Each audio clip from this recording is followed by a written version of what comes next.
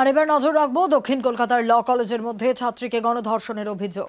ধৃত মূল অভিযুক্ত সহ ৩ তাদের গ্রেপ্তার করেছে কসবা থানার পুলিশ। ধৃতদের মধ্যে 2 জন ওই কলেজেরই পড়ুয়া। মূল অভিযুক্ত কলেজের প্রাক্তনী এবং অস্থায়ী কর্মী।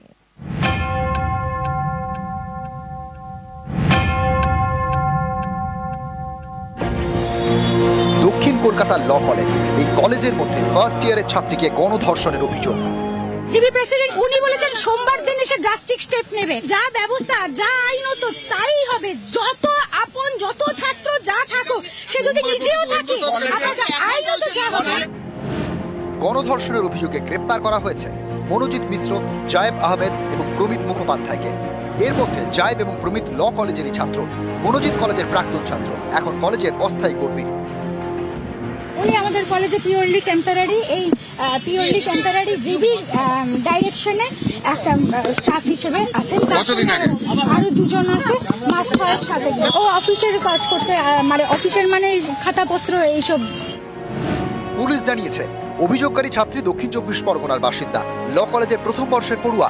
অভিযোগ, তাকে ছাত্র ইউনিয়নের পদ পাইয়ে দেওয়ার টোপ দেয় মনোজিৎ। এ নিয়ে আলোচনার জন্য বুধবার তাকে কলেজে ডাকে। সেই মতো দুপুরে কলেজে পৌঁছান অভিযোগকারী ছাত্রী। বিকেলের দিকে কলেজে যায় মনোজিৎ। এরপরে শুরু হয় অন্য খেলা। অভিযোগকারীর দাবি, মনোজিৎ তাকে বিয়ের প্রস্তাব দেয়। সেই প্রস্তাব প্রত্যাখ্যান করলে শুরু হয় বচসা। তখন মনোজিৎ তার 2 অনুগামী জায়েব আহমেদ এবং প্রমিত মুখোপাধ্যায়কে ডাকে। কলেজের গার্ড রুমে নিয়ে যাওয়া হয় অভিযোগকারী ছাত্রীকে। গার্ডকে বের করে দিয়ে তাকে গণধর্ষণ করা হয় বলে অভিযোগ। বিশ্ববিদ্যালয়ের পক্ষ থেকে কিন্তু আমরা একটা ইন্সপেকশন টিম ডেফিনেটলি পাঠাবো ওদের কলেজ পরিদর্শন করতে, যে কি ঘটেছে। আমার কাছে বিস্ময়কর লাগছে যে এখন তো কোথাও ইউনিয়ন নেই। আমাদের সিইউতে আমরা অ্যাডমিনিস্ট্রেটিভ ডিসিশন নিয়ে আমাদের 9টা ক্যাম্পাসের সর্বত্র ইউনিয়ন রুম বন্ধ করে দিয়েছি। সিইউ কোনো ক্যাম্পাসে ইউনিয়ন রুম খোলা নেই, কিন্তু কলেজগুলোতে ইউনিয়ন রুম খুলে বসে আছে। 10টার সময় ওখানে কি ঘটছে তার উপর সুপারভাইজ করার কেউ নেই, প্রিন্সিপালও নেই। আমি বিস্মিত ঘটনাটায়। বুধবার সন্ধ্যায় গণধর্ষণ করা হয় বলে অভিযোগ। বৃহস্পতিবার কসবা থানায় অভিযোগ দায়ের করেন ল কলেজের পড়ুয়া। বৃহস্পতিবার গণধর্ষণের অভিযোগ। বৃহস্পতিবার গ্রেপ্তার করা হয় মনোজিৎ এবং জায়েবকে। শুক্রবার গ্রেপ্তার করা হয় আরেক অভিযুক্ত প্রমিতকে। ধৃত 3 জনকে 1 জুলাই পর্যন্ত পুলিশ হেফাজতে রাখার নির্দেশ দিয়েছে আলিপুর আদালত। 3 জনই এফআইআর নেমড অ্যাকিউজড। কোর্ট পুরোটা শুনেছেন। আমরা যা মেডিকেল এভিডেন্স আছে সেটা কোর্টকে দেখিয়েছি। ল্যান্ডেড কোর্ট 1 জুলাই অবধি পুলিশ কাস্টাডি গ্রাউন্ড করেছেন। যেরকমভাবে প্রচার করা হচ্ছে ওরকম কোনো ঘটনা নয়। কলেজের ছাত্র রাজনীতিকে ইস্যু খাড়া করে একটা অ্যালিগেশন দিয়েছে, সেটা সাহেব বিচার করে মঙ্গলবার পর্যন্ত পিসি দিয়েছে। না সিজ ফিস কিছু করা হয়নি। সিজগুলো সব এখন নিয়ে যাবে, নিয়ে গিয়ে তদন্ত করবে। তদন্ত করে ফার্দার যেগুলো ডেভেলপ হওয়ার হবে। গত বছরের অগাস্টে আরজিকর মেডিকেল কলেজে ধর্ষণ করে খুন করা হয় ডাক্তারি পড়ুয়াকে। এ নিয়ে চারিদিকে ঝড় ওঠে। এবার দক্ষিণ কলকাতার ল কলেজের মধ্যে ছাত্রীকে গণধর্ষণের অভিযোগ। এ নিয়েও জোর শোরগোল। নিউজ 18 বাংলা।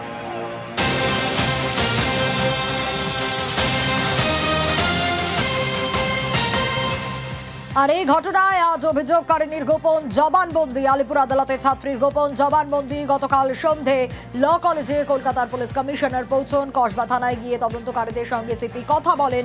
গণধর্ষণের অভিযোগে পুলিশ হেফাজতে 3 ছাত্র নেতা। ঘটনাস্থল থেকে মিলেছে হকি স্টিক, একটি কালো বাক্স সহ আরো একাধিক জিনিসপত্র পুলিশ বাজেয়াপ্ত করেছে। এবং আপনাদের জানিয়ে রাখি, তদন্তকারীরা জোর দিচ্ছে পারিপার্শ্বিক তথ্য প্রমাণ সংগ্রহের দিকেই।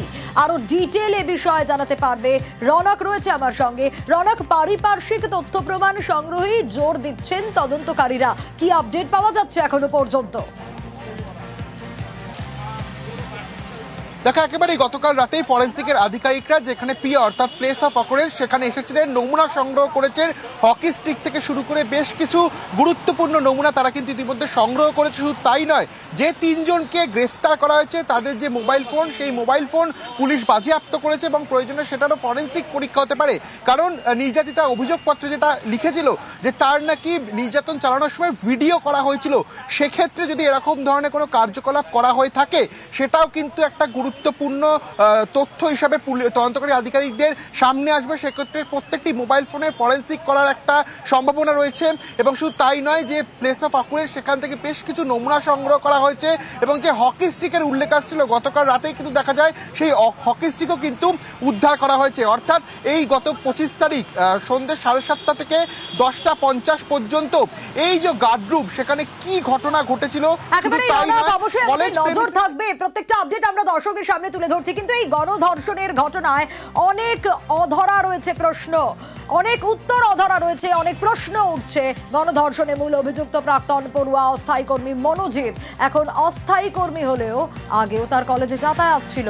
প্রাক্তনী হওয়া সত্ত্বেও নিয়মিত কলেজে আসতো মনোজিৎ। কলেজে মনোজিতের যথেষ্ট প্রভাব ছিল বলেই অভিযোগ। রাতেও কলেজ কেন খোলা সেই প্রশ্নটাও উঠছে। তদন্ত চলছে বলেই প্রশ্ন এড়ালেন ভাইস প্রিন্সিপাল। সোমবার দক্ষিণ কলকাতার ল কলেজে বৈঠক রয়েছে। বৈঠকে বসবে কলেজের পরিচালন সমিতি। মনোজিৎ এক্স স্টুডেন্ট ছিল, এরপরে পিওরলি টেম্পোরারি। এত প্রিভিলেজ কেন দেওয়া হতো মনোজিৎকে কলেজে? আমি সেটা জানি না। কোনো পলিটিক্যাল প্রেসার ছিল? সেগুলো আপনারা জানতে চাননি? যারা গার্ড নিরাপত্তা রক্ষী দায়িত্ব থেকে তারা কি বলছে? এখন সব পুলিশের ইনভেস্টিগেশনের মধ্যে আছে। এই মুহূর্তে আমাকে প্লিজ কিছু জিজ্ঞেস করবেন না। 2022-এ পাস করেছে, এখনো কলেজে এত অবাধ যাতায়াত? এটা আমি বলতে পারবো। জায়গায় জায়গায় মনোজিৎ দাদা টিম এমএম লেখা। এটা আমি বলতে পারবো না। মনোজিৎ কি এখানকার নেতা সবথেকে বড় নাকি? না না। তাহলে এত প্রিভিলেজ কেন কলেজে আসতো? এইগুলো সব জিবি প্রেসিডেন্ট যেদিন আসবেন জিজ্ঞেস করবেন। কার নির্দেশে তাকে এত প্রিভিলেজ দেওয়া হতো? আমি এখন এই মুহূর্তে কিচ্ছু বলতে পারবো না। এটা কি জিবির নির্দেশেই মনোজিৎ আসতো কলেজে? বলতে পারছি না। জিবির প্রেসার ছিল? প্রেসার আমি বলতে পারবো না, প্লিজ আপনারা ছেড়ে দিন। আর ক্যাম্পাসে গণধর্ষণের অভিযোগে শিক্ষা দপ্তরের পদক্ষেপ। দক্ষিণ কলকাতার ল কলেজে গণধর্ষণের অভিযোগ, কঠোর ব্যবস্থার আশ্বাস শিক্ষামন্ত্রীর। কলেজ কর্তৃপক্ষকে অবিলম্বে পরিচালন সমিতির বৈঠক ডাকার নির্দেশ দেওয়া হয়েছে।